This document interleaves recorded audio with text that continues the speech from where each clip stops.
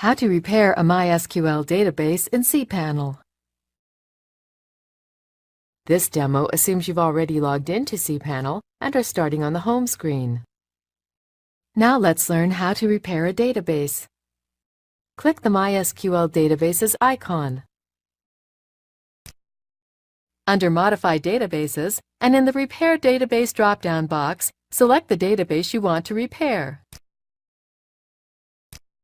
Then click Repair Database. That's it! The database has been repaired. This is the end of the tutorial. You now know how to repair a database in cPanel.